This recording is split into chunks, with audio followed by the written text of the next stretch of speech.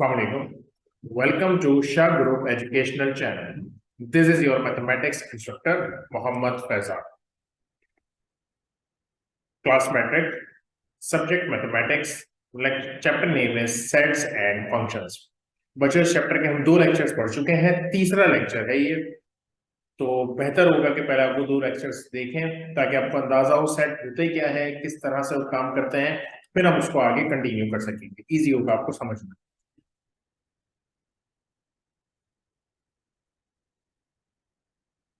What we will learn in this lecture, operations of set, जिसमें union, intersection, minus, delta, complement, ये सारी चीजें हम देखेंगे, उसकी कुछ एग्जांपल्स करेंगे, एमसीक्यूज करेंगे, और सेक्शन बी में उससे अगर कोई सवाल आता है तो वो भी देखेंगे। फिर हम पढ़ेंगे कि डिसजॉइंट क्या होता है, ओवरलैपिंग सेट किसे कहते हैं, एग्जॉस्टिव सेट किसे कहते हैं, और सेल्स किसे कहा जाता है। So let's begin. उसकी भी एग्जांपल्स करेंगे obviously. Union, the union of two set is a set containing all elements that are in A or in B, यानी तमाम के तमाम पॉसिबल सेट्स, जो तमाम के तमाम पॉसिबल या ऑल एलिमेंट्स के ना आसान लफ्जों में कि सेट A के और सेट B के तमाम एलिमेंट्स को लिखने का नाम यूनियन है, मिलाकर एक साथ लिखते हैं। फॉर एग्जांपल देखें यूनियन किस तरह से निकाला हुआ है, पहले सेट में 1 2 है, दूसरे में 2 3 है, तो हमने मिला के लिख दिया 1 2 3। तो बेसिकली यूनियन निकालने का बड़ा सिंपल सी बात है। यूनियन किसे कहते हैं, कॉम्बिनेशन को मिलाने को कहते हैं। तो सारी वैल्यूज को जब मिला के लिख देंगे तो वही हमारा union. Intersection, the intersection of a set for two given set is the set that contains all the elements that are common to both. Union में क्या करते थे, तमाम एलिमेंट्स लिखते थे, इंटरसेक्शन में क्या करेंगे, सिर्फ कॉमन लिखेंगे। एक एग्जांपल भी दी हुई है, देखें 1 2 और 2 3 में कॉमन क्या है, 2 कॉमन है ना, तो अगर 2 कॉमन है तो वही हमारा आंसर है, सिंपल। फिर हमारे पास है minus, the difference subtraction is defined as the set A minus B consist of elements that are in A not in B। यानी आपने जो कॉमन वैल्यूज होंगी उनको कैंसिल आउट किया और फिर जो A में बच जाएगा वो लिख देंगे, यानी जो पहले सेट में बच जाएगा वो लिख देंगे। फॉर एग्जांपल देखें A में 1 2 3 है और B में 3 5 है, पहले तो कॉमन कैंसिल कर दें, 3 से 3 कैंसिल हो गया। अब देखा जाए तो 1 भी बचा, 2 भी बचा, 5 भी बचा, लेकिन आपने सिर्फ पहले सेट की बची हुई वैल्यूज लिखनी है। तो पहले सेट में आपके पास क्या बचा, 1 और 2। Got it. रिपीट करें, यूनियन में तमाम एलिमेंट्स, इंटरसेक्शन में कॉमन एलिमेंट्स, माइनस में कैंसिल आउट करने के बाद पहले सेट की बची हुई values. Delta, the delta triangle से रिप्रेजेंट किया जाता है, इस डेल्टा को, इसको डेल्टा ही कहते हैं। Delta in set theory is a symmetric difference of two sets. अब ये सिमेट्रिक डिफरेंस का क्या मतलब है, सिमेट्रिक डिफरेंस का बेटा मतलब ये है, सपोज आपके पास ए सेट में लिखा हुआ है 1 2 3 और बी सेट में आपके पास लिखा हुआ है 2 3 5। अब अगर मैं आपसे कहूं कि जी a माइनस बी बताए मुझे, तो आप कहेंगे सर a माइनस बी का तो मतलब है पहले कॉमन कैंसिल कर देते हैं और जो पहले सेट में बच गया वो लिख दिया। ऐसे ही कर रहे थे अभी तक, हमें समझ में आया। a डेल्टा बी का क्या मतलब होगा कि जो पहले में बचा है और जो दूसरे में बचा है दोनों लिखे जाएंगे, यानी आसान लफ्जों में डेल्टा में कैंसिल आउट करने के बाद दोनों सेट की बची हुई वैल्यूज लिखते हैं। माइनस में सिर्फ पहले सेट की बची हुई वैल्यूज लिखते हैं और डेल्टा में दोनों सेट की बची हुई वैल्यूज लिखते हैं। Then we have complement. The complement of a set A is defined as a set that contains the element present in the universal set but not in set A. Simple कर दूं आपके लिए बात, बिल्कुल simple, खत्म। अगर A पे complement है तो इसका मतलब U माइनस है, B पे कॉम्प्लीमेंट है तो इसका क्या मतलब हो गया बेटा, U माइनस B। यानी जिस पे भी कॉम्प्लीमेंट है उसको यूनिवर्सल सेट में से माइनस करते हैं, और माइनस कैसे करते हैं हम ऊपर पढ़ भी चुके हैं, पिछली स्लाइड पे देख भी चुके हैं। Got it. जैसे यूनिवर्सल सेट आपको दिया हुआ है, ए दिया हुआ है, अगर आपसे कहते हैं कि ए कॉम्प्लीमेंट मालूम करें तो आप क्या करेंगे बच्चों, यू में से ए को माइनस कर देंगे। 4 6 8 4 6 8 क्या बचा, 2 10 12, ये हमारा आंसर है। अब पिछली लेक्चर में जैसे मैंने आपको पहले कहा था, पहले पिछले लेक्चर देखना जरूरी है। तो पिछले लेक्चर में यूनिवर्सल सेट क्या होता है वो भी पढ़ चुके हैं, सेट किसे कहते हैं वो भी पढ़ चुके हैं, इसी को हमने आगे कंटिन्यू किया। तो पहले पिछला लेक्चर जरूर देख लीजिएगा ताकि आज की बात आपके लिए आसान हो जाए। तो ये तो हो गई बेसिक बात है। अब आ जाए कुछ टाइप्स हैं। डिसजॉइंट सेट क्या होता है? अ pair of set which does not have any common element, कोई कॉमन एलिमेंट नहीं हो तो उसे डिसजॉइंट सेट कहा जाता है। जैसे देखें सेट 2 3 और 4 5 कुछ भी कॉमन नहीं है ना, अगर कुछ भी कॉमन नहीं है तो क्या कहलाएगा? Disjoint set. ओवरलैपिंग सेट नाम से अंदाजा हो रहा है two sets A and B are said to be overlapping if they contain at least one element in common. कम से कम एक, के आसान लफ्जों में कुछ भी कॉमन नहीं है तो डिसजॉइंट, और अगर कुछ कॉमन है तो ओवरलैपिंग सेट। जैसे इसमें देखें दोनों में 3 कॉमन आ रहे हैं तो ये ओवरलैपिंग सेट कहलाता है। फिर हमारे पास क्या है? Exhaustive set. A pair of set union of which is equal to the universal set. Technical बात कर रहा है, बड़ा जरा समझिएगा। ऐसे सेट्स जिनको यूनियन निकालने पर, यूनियन मैंने क्या कहा था, दोनों को मिला के लिखते हैं, जिनको दोनों को मिला के लिखने पर यूनिवर्सल सेट बन जाए, यू का सेट बन जाए, उसे हम एग्जॉस्टिव सेट कहते हैं। जैसे देखें यू क्या लिखा हुआ है 1 2 3, ए है 1 2, बी है 2 3। देखा जाए तो ये कौन से सेट है? देखा जाए तो आप कहेंगे सर 2 कॉमन है दोनों में, तो इसका मतलब ये ओवरलैपिंग सेट है। लेकिन ओवरलैपिंग होने के साथ साथ अगर हम इनको यूनियन निकाल लें तो 1 2 3 पूरा आ रहा है जो कि यू के बराबर है, तो इसे कहा जाता है एग्जॉस्टिव सेट। ठीक है, यानी जब आप ए का यू के, ए का बी के साथ यूनियन निकालेंगे तो आंसर आपका यूनिवर्सल सेट आना चाहिए। उसके बाद सेल्स सेट किसे कहते हैं? A pair of set union of each is equal to universal set. ठीक है, यानी कि यहां तक की बात तो पिछली वाली कर रहा है, एग्जॉस्टिव और यहां सेम हो गया, लेकिन मजीद कुछ एडिशन है।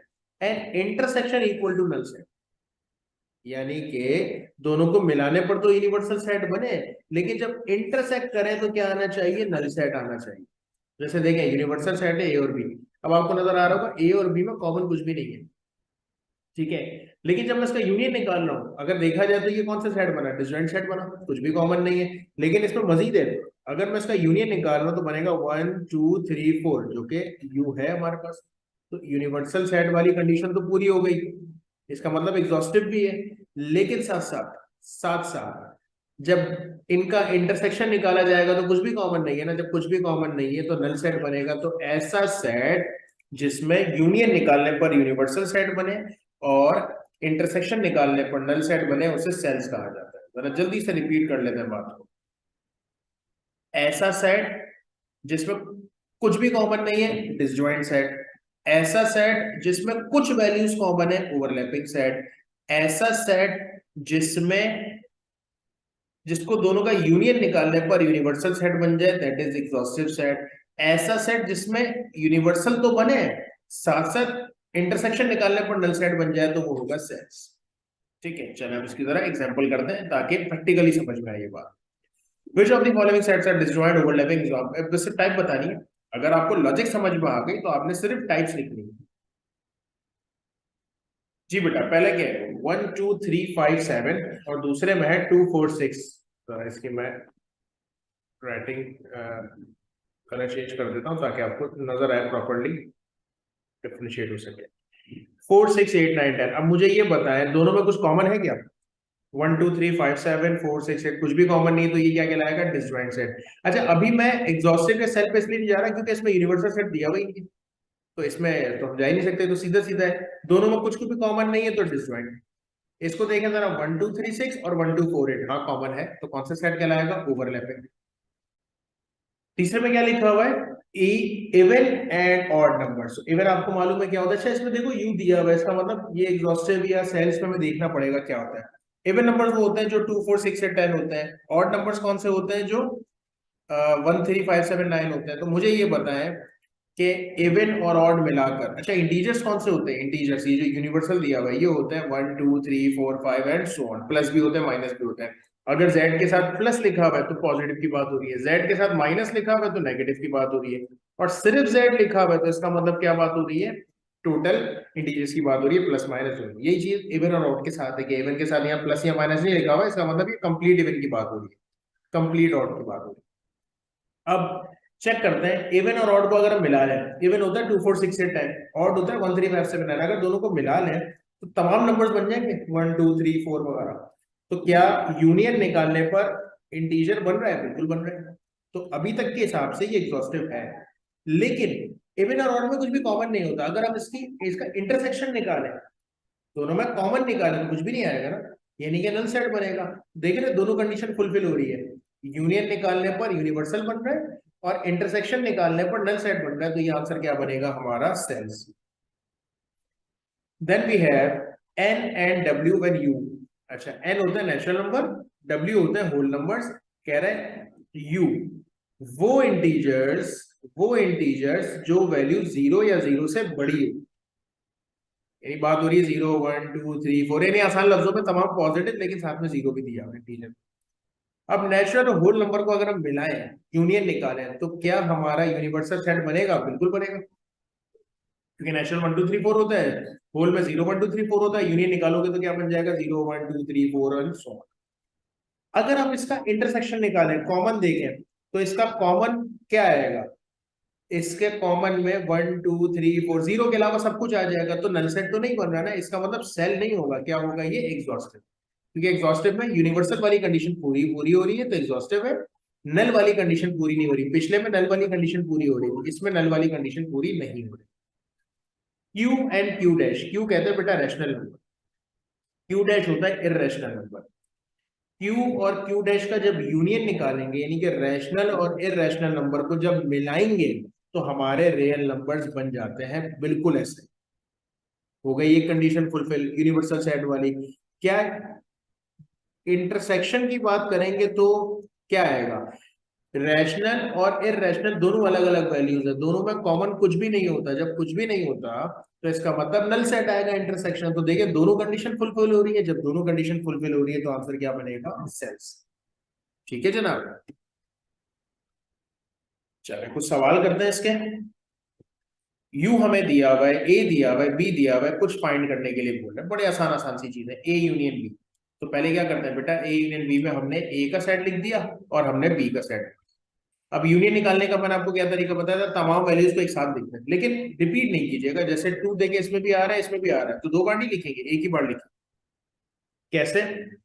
आंसर आएगा 1 2 3 4 5 6 8 10, सब कुछ मिला के लिख दिया, सिंपल। यूनियन की जो मेन लॉजिक है। अब बी इंटरसेक्शन ए कह रहे हैं, तो पहले क्या लिखोगे? पहले बी का सेट आएगा और फिर ए का सेट आएगा, अगर हम ये मालूम कर रहे हैं तो। अगर हम ए इंटरसेक्शन बी मालूम कर रहे हैं, तो पहले किसका सेट लिखोगे? ए का सेट लिखोगे और फिर बी का सेट लिखोगे, सिंपल। तो ये आपके ऊपर डिपेंड करता है सवाल में क्या है। अगर सवाल में ए इंटरसेक्शन बी है, मैंने दोनों लिख के बता दिया ताकि आपको बात समझ में आ जाए। अगर ए इंटरसेक्शन बी कह रहे हैं, तो पहले ए का सेट फिर बी का सेट। अगर बी इंटरसेक्शन ए कह रहे हैं, तो पहले बी का सेट फिर ए का सेट। लेकिन इससे फर्क नहीं पड़ता, वैसे पता है, आंसर सेम ही आता है। अच्छा, अब इंटरसेक्शन में क्या करते थे? कॉमन, तो 2 कॉमन है, फिर 4 कॉमन है, फिर 6 कॉमन है, तो रिजल्ट क्या आ गया? 2 4 6।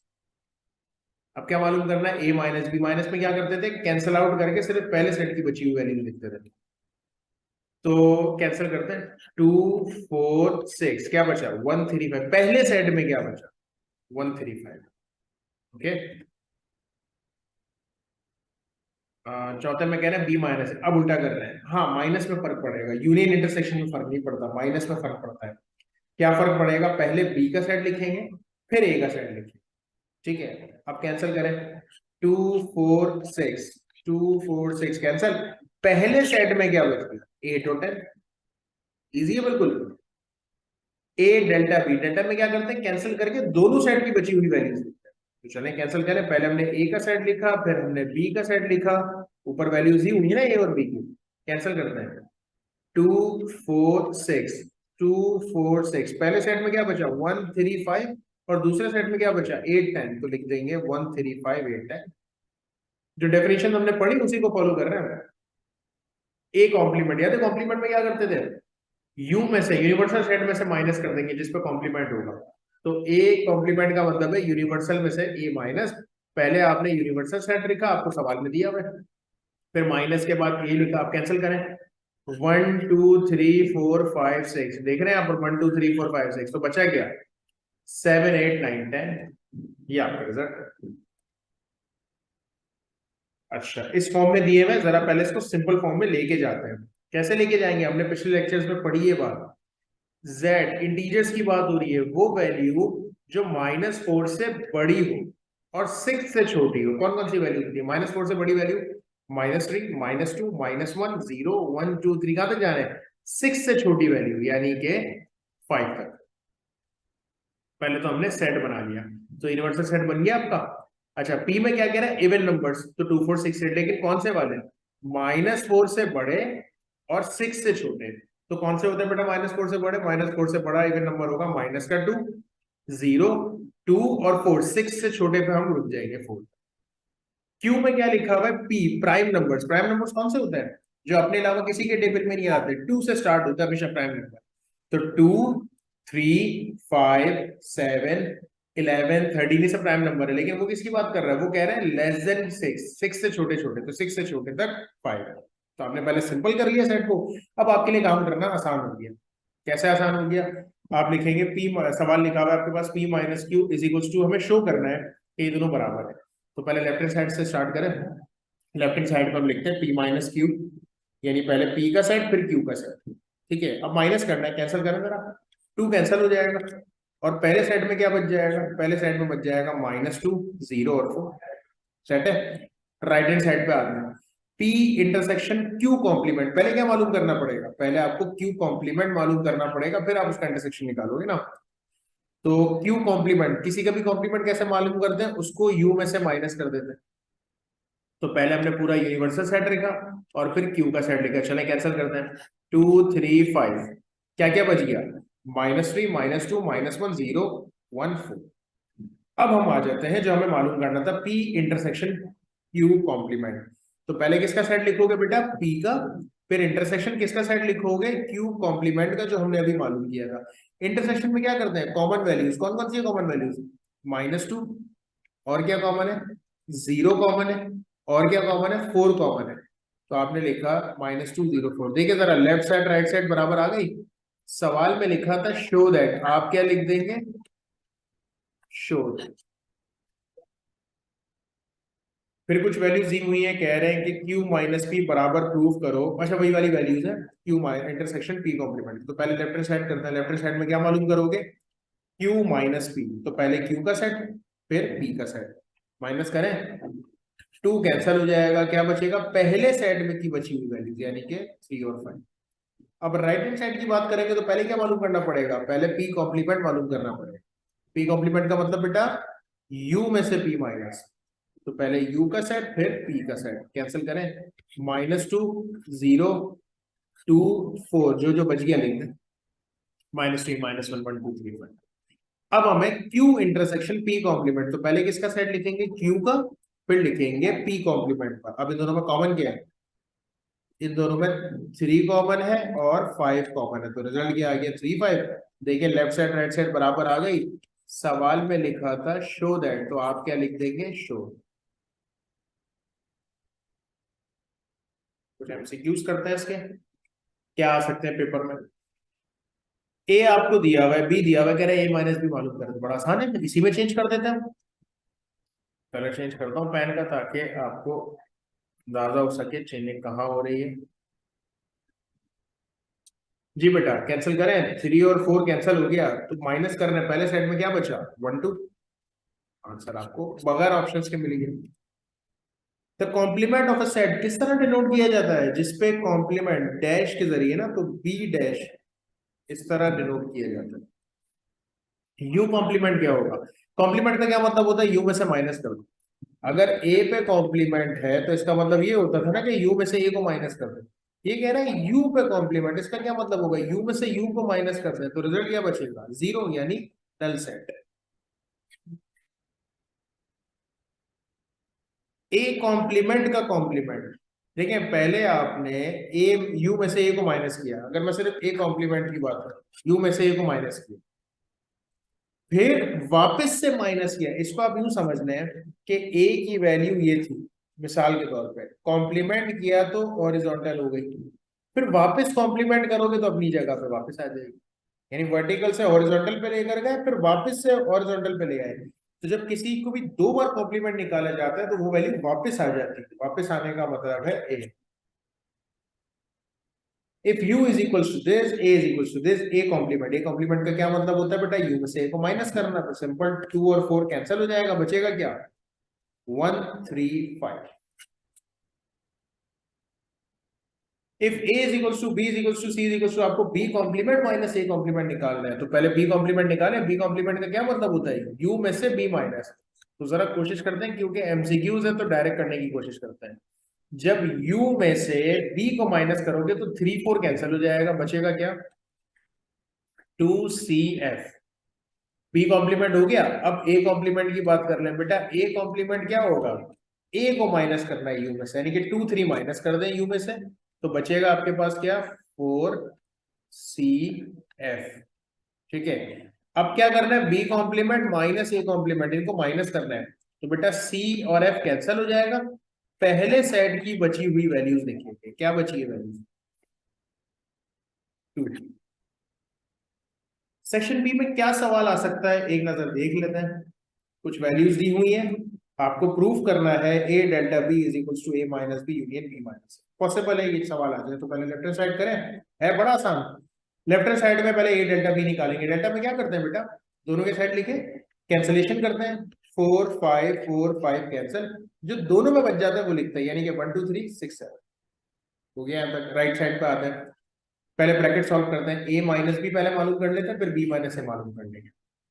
a माइनस बी का मतलब a में से b को माइनस कर रहे हैं, यानी कि 4 5 कैंसल, जो पहले सेट में बच गया वो लिखेंगे, क्या बचा 1 2 3।